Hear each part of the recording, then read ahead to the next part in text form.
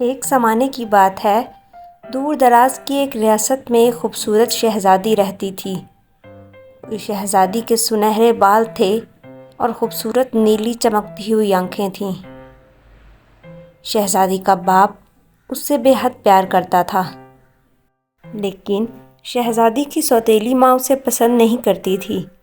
وہ ہر وقت اسے بادشاہ کی نظروں سے گرانے اور محل سے نکالنے کے لیے سازشیں بنایا کرتی تھی، لیکن جب وہ اپنی کسی بھی سازش میں کامیاب نہ ہو سکی تو اس نے اپنے جادوگر کی مدد سے، جس کا نام مسٹر گریمسن تھا، شہزادی پر ایک جادو کروایا، جس سے اس نے شہزادی کو ایک ٹماٹر کے اندر قید کر دیا۔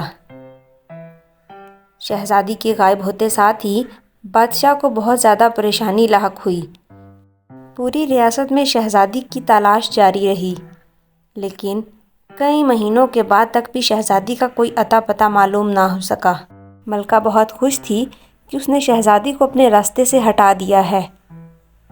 اس ریاست سے بہت دور ایک چھوٹے سے گاؤں میں ایک لڑکا رہتا تھا، جو کہ بہت ہی زیادہ محنتی اور رحم دل تھا، لیکن وہ اکیلا رہتا تھا کیونکہ اس کے ماں باپ کی وفات ہو چکی تھی اور اس کا کوئی اور بہن بھائی نہ تھا۔ لیکن اسے ماں باپ سے گھر کے ساتھ زمین کا ایک ٹکڑا بھی ملا تھا، جہاں پر وہ سبزیاں اگایا کرتا تھا اور ان سبزیوں کا خیال رکھتا تھا۔ اس طرح سے اس کا وقت اچھے سے گزر جاتا اور پھر جب وہ سبزیاں پک جاتی تو انہیں بازار جا کر بیچ دیتا اور اپنی ضرورت کا سامان خرید لاتا۔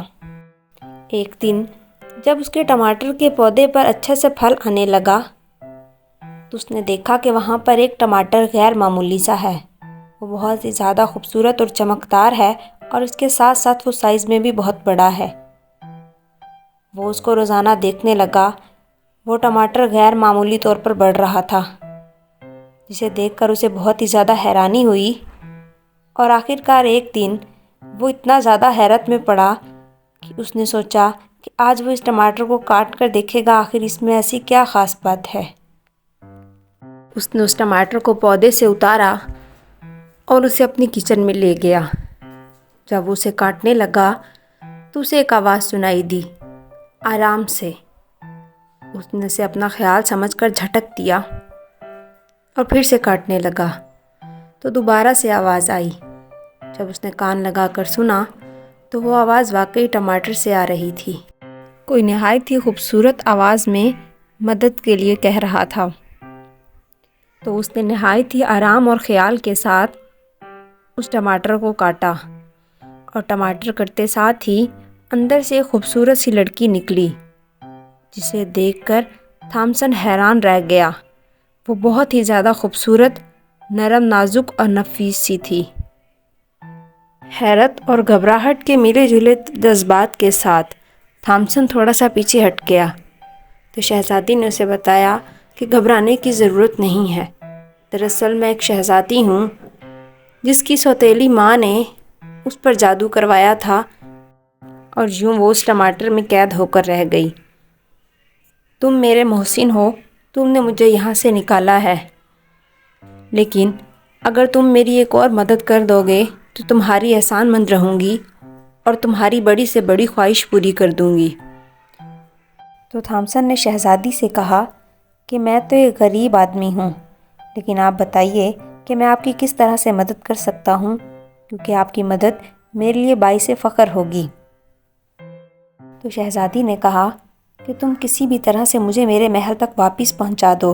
شہزادی کی دکھی کہانی جان کر وہ شہزادی کی مدد کرنا چاہتا تھا، تو اس نے شہزادی سے اس کی سلطنت کا نام پوچھا، جو کہ وہاں سے بہت دور پڑتی تھی اور راستے میں کئی خطرناک جنگلوں سے گزرنا پڑتا تھا۔ لیکن اس نے اپنی ضرورت کا کچھ سامان لیا اور شہزادی کو لے کر وہاں سے روانہ ہو گیا۔ جب وہ جنگل سے گزر رہے تھے تو ان کا سامنا کئی مشکلات سے ہوا، کئی خطرناک جانوروں سے لڑنا پڑا، لیکن اس نے اس کا سامنا بہادری کے ساتھ کیا۔ شہزادی اس کی بہادری سے بے حد متاثر ہوئی۔ راستے میں جاتے ہوئے شہزادی کو وہ سبزیوں کے بارے میں بہت کچھ بتا رہا تھا، اور یوں اس کی باتیں شہزادی کو اچھی لگ رہی تھیں۔